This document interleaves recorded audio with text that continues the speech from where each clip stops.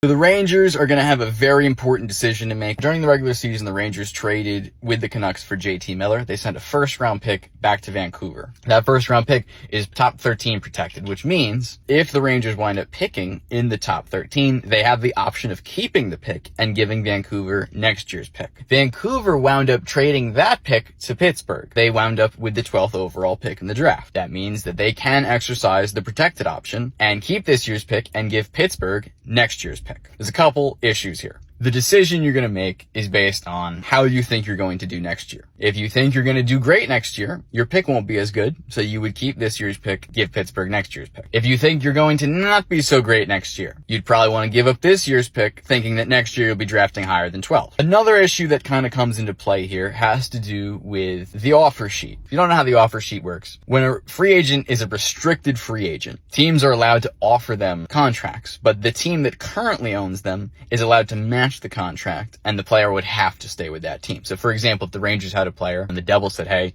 we want you, we give you $5 million a year, the Rangers have the option to say, no, we'll give you $5 million a year, and the player is forced to stay with them. If the Devils were to offer $5 million a year for that player, and the Rangers say no, then the Rangers would be entitled to either the Devils' first or third round pick, depending on a couple of circumstances. So if the Rangers draft this year, they effectively forfeit the 2026 first round pick. And if they do that, they don't have a first round pick to give up, which means they're not allowed to participate in any offer sheet signings. This might come into play. It might not. These kind of restricted free agent signings tend to be few and far between. It's very hard to make them work. So if it's not something that's on Chris Drury's mind, probably not a big deal. So what I think they should do is give up the pick 100%. I think they're not going to be very good next year. I think they're going to take a step back. It's a very low risk, high reward situation where if you do wind up sucking next year, at least you have the pick. And if you wind up being good and going on a deep playoff run, then you're just kind of happy you're good and you give up the better of the two picks, but you're back in the mix again and you're happy. One of the reasons why I think they might decide to keep it